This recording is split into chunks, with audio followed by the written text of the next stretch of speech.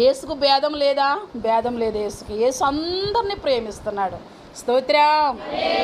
నువ్వు కొందరిని ప్రేమిస్తావు, నేను కొందరిని ప్రేమిస్తాను. నీకు కొందరంటేనే ఇష్టం, నాకు కొందరంటేనే ఇష్టం. కానీ యేసుకి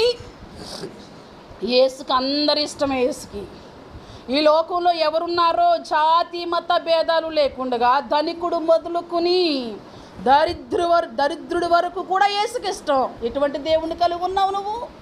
ప్రేమ పూర్ణుడు, ప్రేమించి ప్రాణం ఇచ్చేవాడిని కలిగి ఉన్నావు. నీ ప్రేమలోనూ నా ప్రేమలోనూ లోపం ఉంటుంది, కానీ యేసు ప్రేమలో మాత్రం లోపమేమీ లేదు. ఈమె యేసుని అంత విస్తారంగా ప్రేమించడానికి కారణం ఏంటి అని అంటే, ఈమె కంటే ముందుగా యేసు ప్రేమించాడు ఆమెని. హల్లెలూయా. ఆమెను ప్రేమించాడని ఎవరికి చెప్తున్నాడు? సీమోనికి చెప్తున్నాడు. సీమోను, సకల మర్యాదలు నువ్వు చెయ్యాలయ్యా. హల్లెలూయా. సకల పనులన్నీ నువ్వు చేయాలి సీమోను. ప్రారంభం మొదలుకుని ముగించుకునే అంతవరకు, నేను వెళ్ళేంత వరకు పనులన్నీ నువ్వు చేయాలి. కానీ నువ్వు చేయాల్సిన పనులన్నీ ఈమెలో కనిపిస్తున్నాయి. నీకంటే అధికంగా ఈమె ప్రేమించింది గనుక నీకంటే డబుల్ ప్రేమ పొందుకుంది. అందుకనే కదా అక్కడ చెప్తాడు, ఒకరికి ఎన్నంట ఇచ్చాడంట అప్పు, ఒకడికి 50, ఒకడికి 500. ఇలా ఇచ్చిన తర్వాత ఎవరిని ప్రేమించినట్లు? ఇద్దరు అప్పు కొట్టేశాడు. ఇద్దరు వ్యక్తులు వచ్చారండి. ఒకరికేమో 50 రూపాయలు ఇచ్చాడు అనుకోండి, మరొకడికేమో 500 ఇచ్చాడు అనుకోండి. వీళ్ళిద్దరూ వచ్చారు, ఇప్పుడు అయ్యా నేను కట్టలేకపోతున్నాను అని. అప్పుడు సరే పోండి ఇంకా అంటాడు. అప్పుడు ఇద్దరిలో ఎవరిని ప్రేమించినట్టు ఎక్కువగా అని అడిగాడు సీమోన్ని. ఇంకెవరినయ్యా, ఎవరికైతే అచ్చి ఎక్కువ ఉన్నారో వాళ్ళని ఎక్కువ ప్రేమించావు అని. దేవుని బిడ్డలారా, దేవుడు ప్రేమించాడని పాపాత్మురాలు విస్తారంగా ఆమెను ప్రేమించిందని పోయిన వారం నేర్చుకున్నాం. మనం కూడా అలా ప్రేమిస్తే మన విస్తారమైన పాపాలు పోతాయి, విడుదల వస్తుంది, ఆశీర్వాదం వస్తుంది, స్వస్థత వస్తుంది. ఆమెకు వచ్చినటువంటి విలువ మళ్ళీ సమాజంలో మనకి కూడా వస్తుంది. రెండవదిగా చూసుకుంటే పేతురు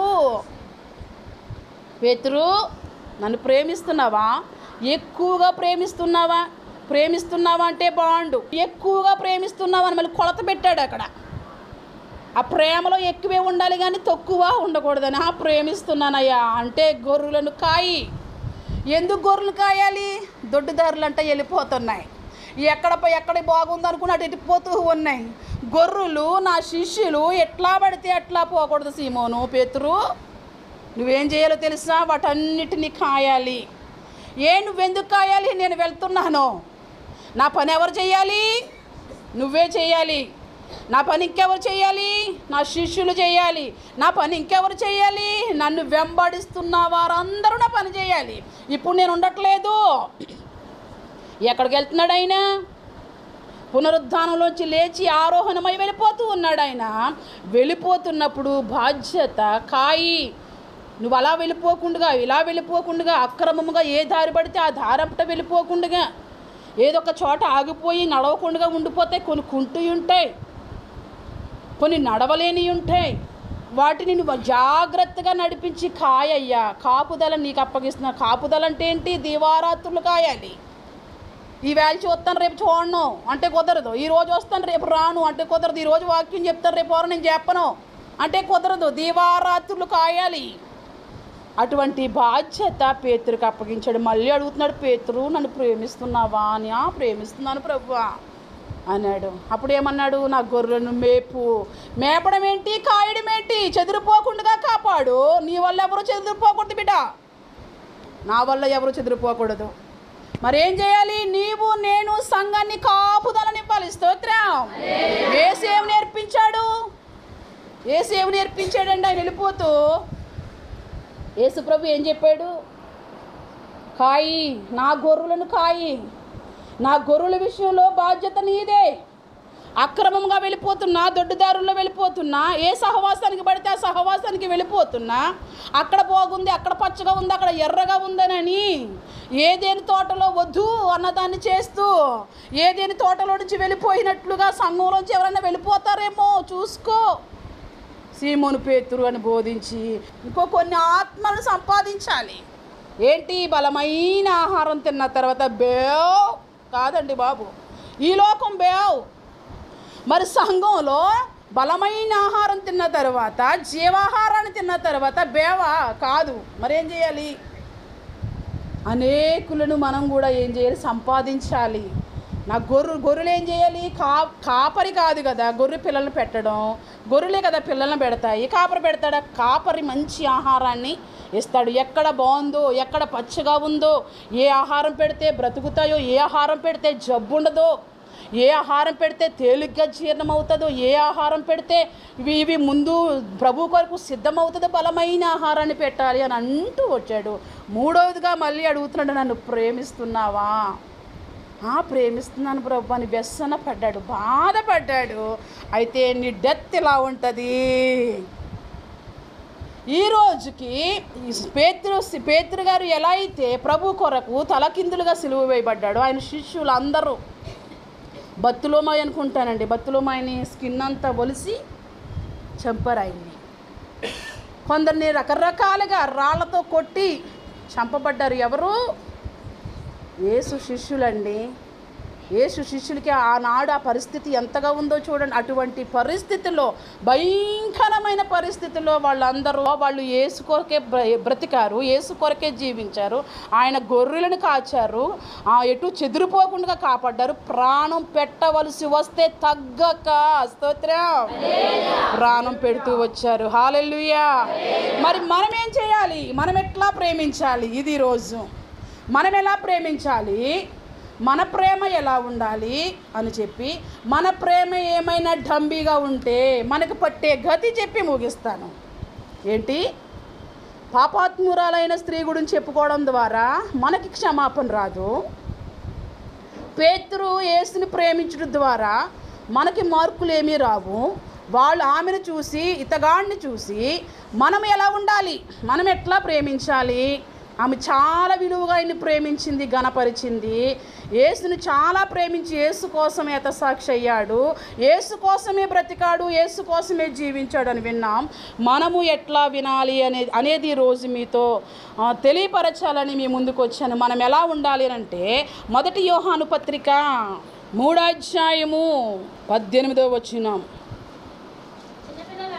చిన్నపిల్లలారా, మాటతోనూ నాలుకతోనూ కాక క్రియతోనూ సత్యముతోనూ ప్రేమింతుము.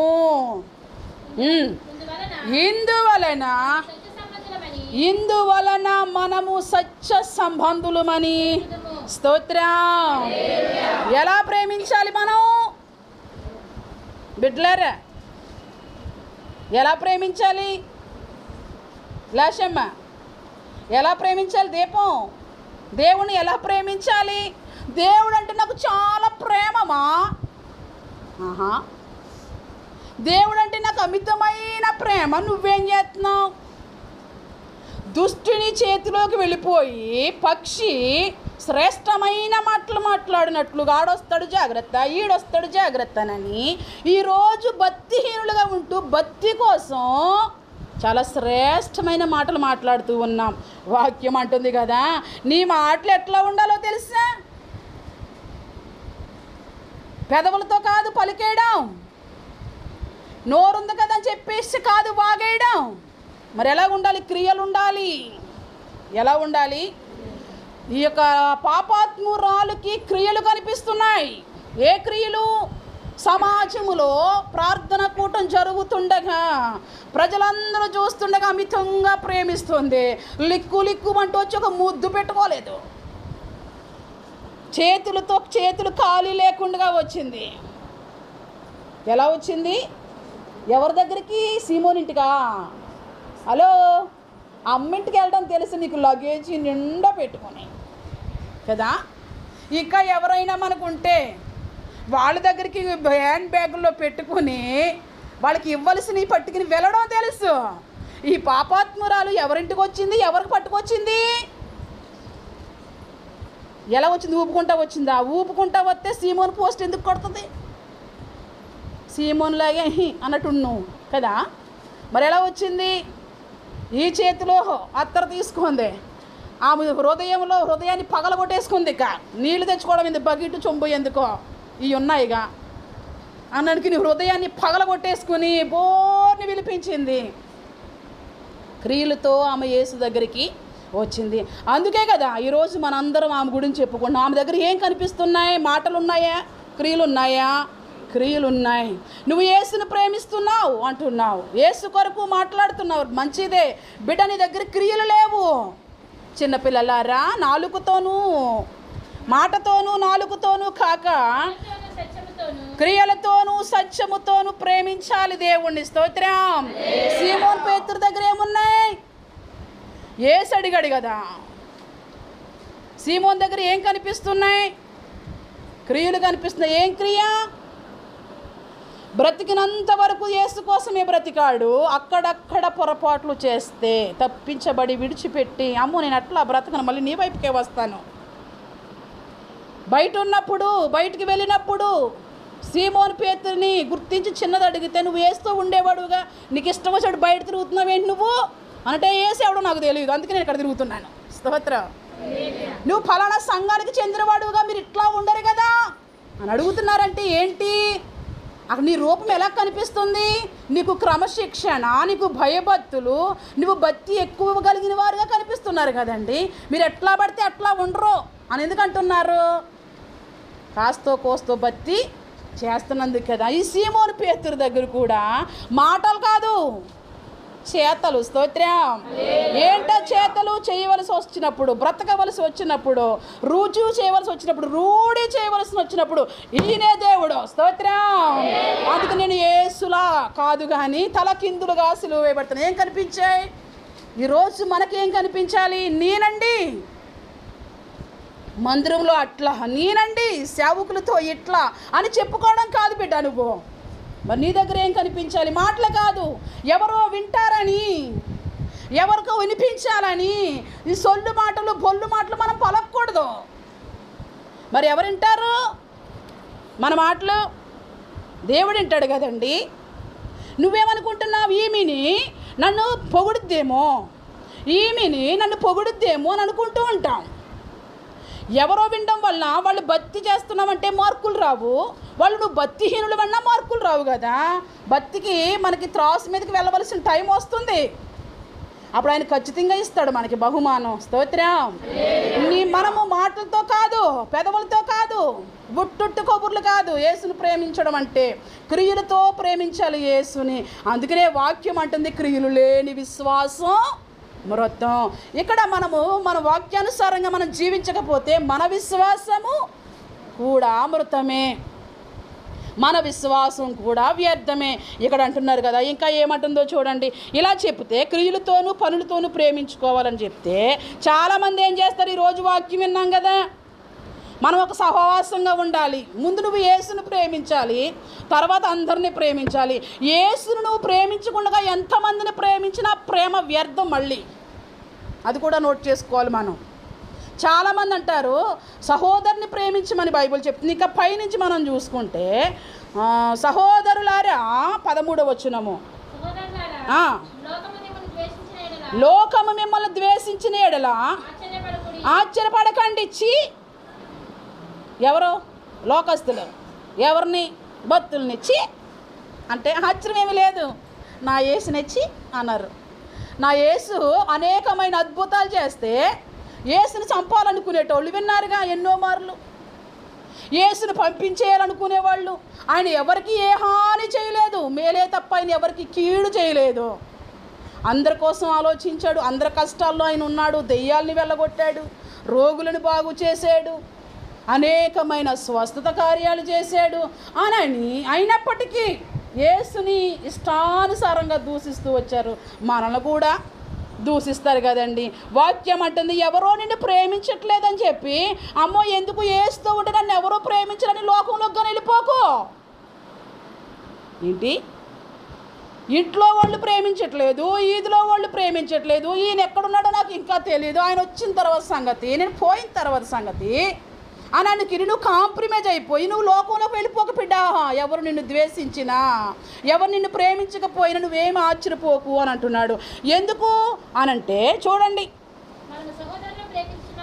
మనము సహోదరులను ప్రేమించుచున్నాము గనుక. ఎవరిని ప్రేమిస్తున్నాం మనం? మన ప్రేమ ఎవరితోనూ? లోకంతోనా సంఘంతోనా? సంఘంతో ముడిపడి ఉంది కదా. సంఘంతో నేను ఉన్నానండి, ఈ సంఘంలో నేను ఉన్నానని ప్రేమించట్లేదు అన్న డౌట్ కూడా వస్తుంది. ఏ డౌట్ వస్తుంది? వాక్యం ఏమంటుంది? మనము సహోదరులము, మనం ప్రేమ కలిగి ఉండాలని వాక్యం చెప్తుంటే సహోదర ప్రేమ సంఘంలో లేదు అని అంటారు. సహోదర ప్రేమ ఉండవలసింది సంఘంలో కాదు అని నేనంటాను. స్తోత్రం. మరి సహోదర ప్రేమ ఎందులో ఉండాలి? నీలో ఉండాలి. హల్లెలూయా. సహోదర ప్రేమ నీలో లేదు. ఎవరిలో లేదు? గోడలకి కావాలి ఎట్టి ప్రేమ. నీవు నేను కూర్చోవడానికి, ఆరాధించడానికి ఇక్కడికి వచ్చాం అంతే కదండి, దేవుని వేడుకోవడానికి. సహోదర ప్రేమ ఎవరిలో ఉండాలి? మనలో ఉండాలి. మనలో ఎలా ఉండాలి? ఎవరికి ఏదొచ్చినా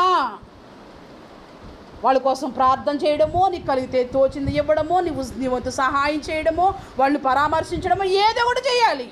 నువ్వేం చేస్తావు? ఏ సహోదరి ప్రేమ చూపించావు.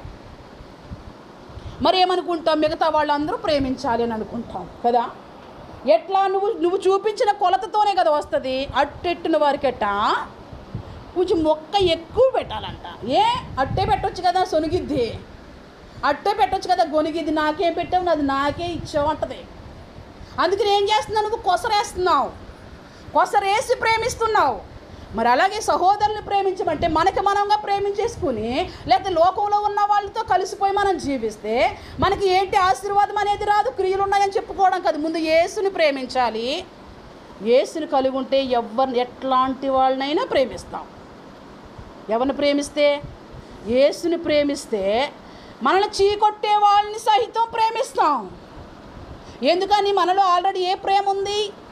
యేసు ప్రేమతో మనం నిండిపోయాం కదా. నా యేసునే ఎన్నో పడ్డాడు, నా యేసునే ఎన్నో నిందలు పడ్డాడు, నా యేసునే ఎన్నో కష్టాలు పడ్డాడు, మరి నేను ఎవరిని ఆయన శిష్యురాలుగా అని అనుకొని మనం ఏమైపోతాం? యేసుని మనం బాధపడేటప్పుడల్లా యేసుని జ్ఞాపకం చేసుకుంటాం. ప్రభు నువ్వు కూడా ఎట్లానే, నువ్వు అవి ఏమి నేర్పించావో, నిన్ను ద్వేషిస్తుందని చెప్పావు, నన్ను ద్వేషించినట్లే నిన్ను ద్వేషిస్తుందని చెప్పావు, ఈరోజు అవే ప్రభు అని అనుకుని మనం ఏమైపోవాలి? మన బాస్ ఎవరు? మై హీరో ఎవరండి? యేసు. హల్లెలూయా.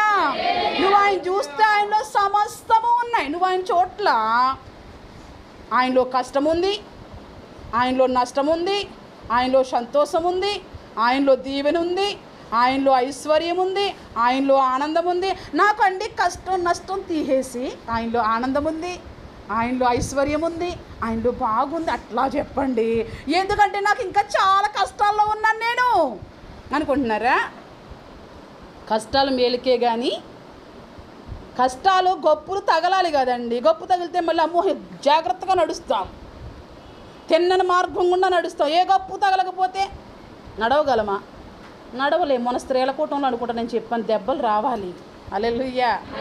స్త్రీల కూటంలో నిన్న ఫస్ట్ వారంలో చెప్పాను, అన్ని సమృద్ధిగా ఉన్నాయి.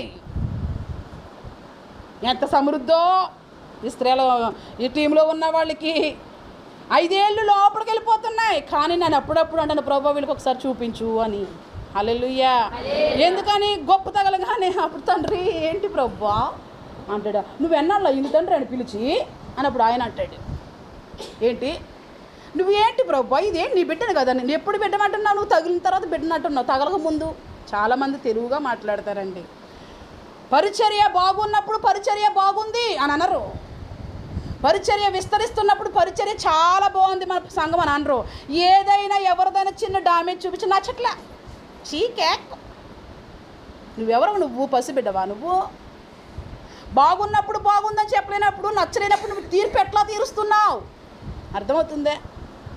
భక్తి చేయడం అంటే మాటలు కాదండోయ్, క్రియలు. స్తోత్రం. ఎట్లా పడితే అట్లా మాట్లాడకండి, క్రియలతో ఉండాలి మీ భక్తి.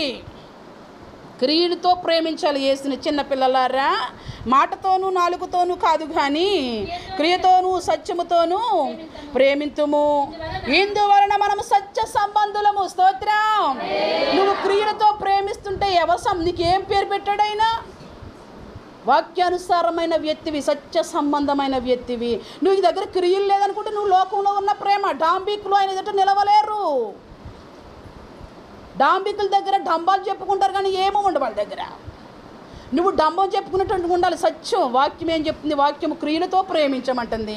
నేను నా దేవుణ్ణి, నేను నా సంఘాన్ని, నేను నా సేవకులను, నేను నా విశ్వాసుల్ని క్రియలతో ప్రేమిస్తాను. స్తోత్రం. క్రియలతోనే ప్రేమించాలి. దేవుణ్ణి ప్రేమించినా, సేవకుణ్ణి ప్రేమించినా, సంఘాన్ని ప్రేమించినా ఏముండాలి మన ప్రేమలో? ఏదో ఒక క్రియ కనిపిస్తూనే, దానికే కదా ప్రేమ ఇంకా మరీ ఎక్కువ పెరుగుతుంది. నేనంటే ఎంత ప్రేమిస్తారో అని ఎట్లా చెప్తారు? అమ్మ నేనంటే చాలా గౌరవం అని ఎట్లా చెప్తారు? అమ్మాళ్ళు నన్ను ఎంత బాగా చూసుకుంటారో ఎట్లా చెప్తారు? ప్రేమే కాండి. మరి ఏ ప్రేమ లేనట్టు కూడా చెప్పుకుంటాం. వీడా చీతు, ఈమె చీతు అంటాం కదా.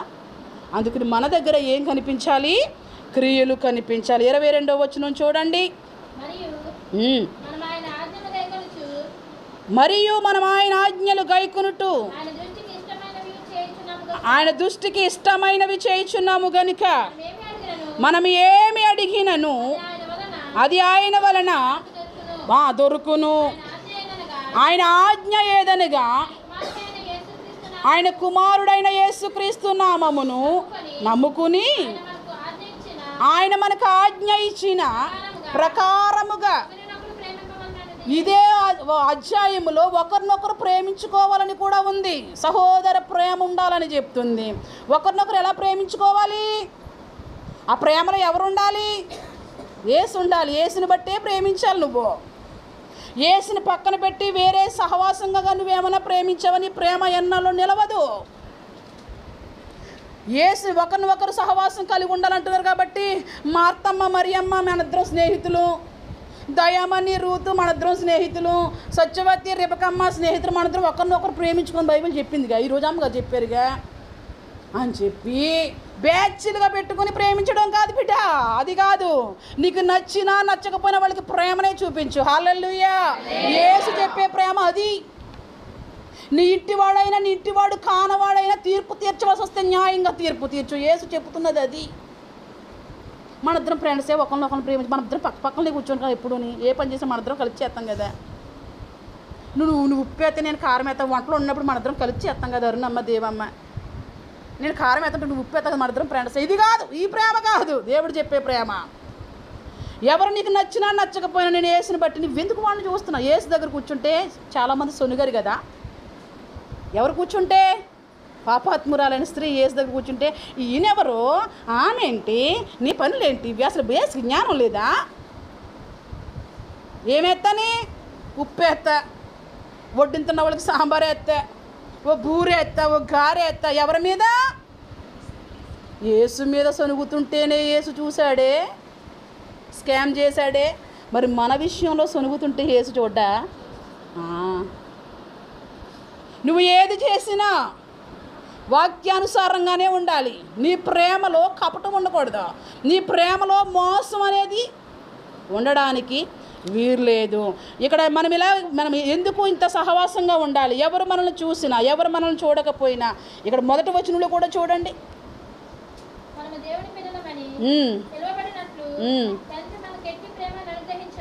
మనము దేవుని పిల్లలమని పిలువబడినట్లు తండ్రి మనకి ఎట్లాంటి ప్రేమ చూపించాడో చూడుడి. మనము దేవుని పిల్లలం.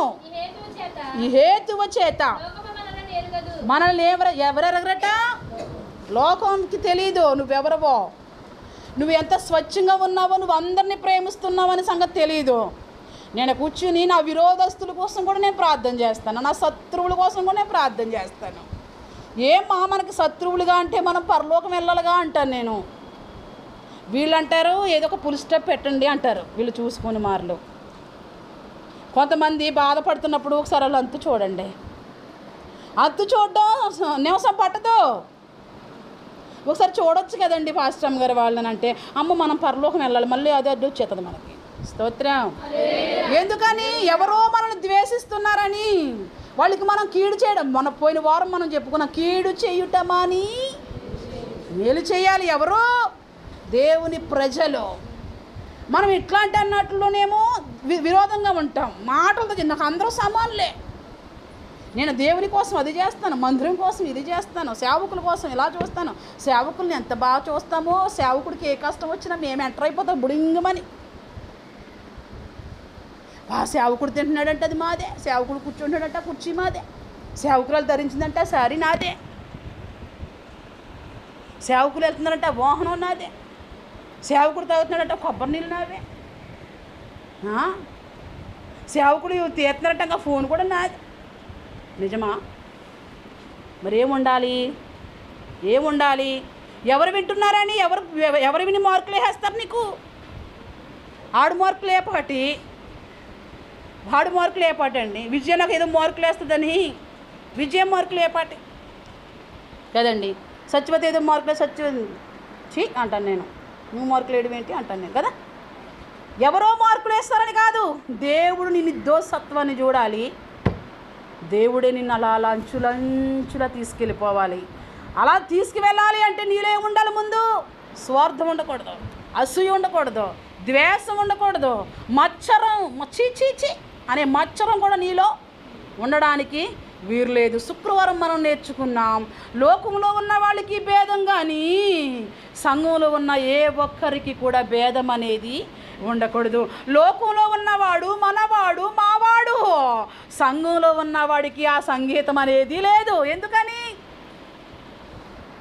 సంఘంలోకి వచ్చి కూడా నువ్వు వేరు చేస్తున్నావంటే నువ్వు లోకానికి సంబంధించిన వ్యక్తివి. ఎక్కడుండి వేరు చేస్తుంటే?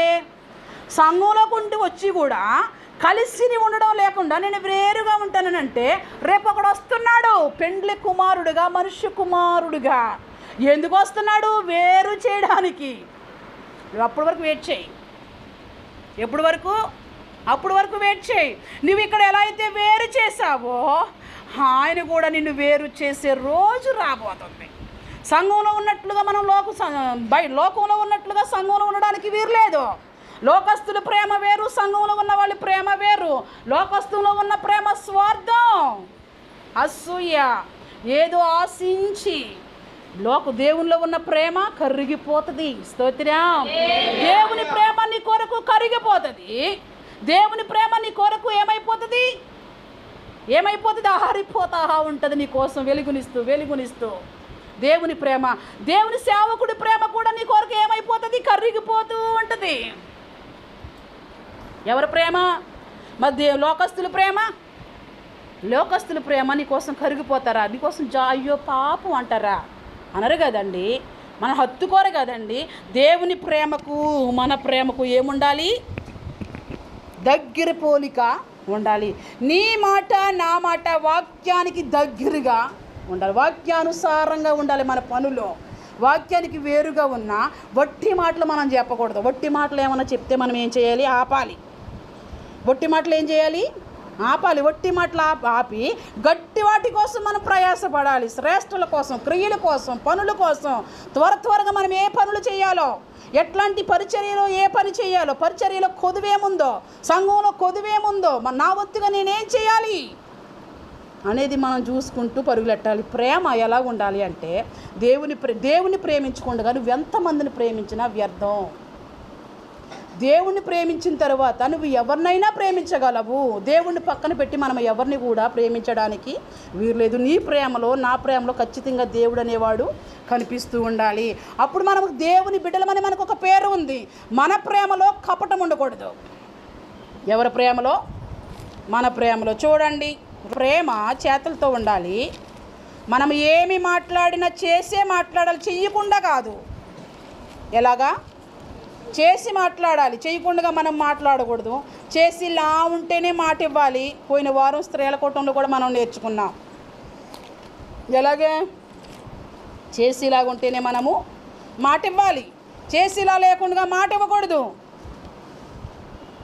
నాన్న చూస్తాడు, అమ్మ చూస్తుంది, దారేపోయే వాళ్ళు చూస్తారు, లేకపోతే అత్త మామలు చూస్తారు నా భక్తి జీవితాన్ని, ఇరుగోళ్ళు పొరుగోళ్ళు నా భక్తి జీవితాన్ని చూస్తారని మాట్లాడకూడదు.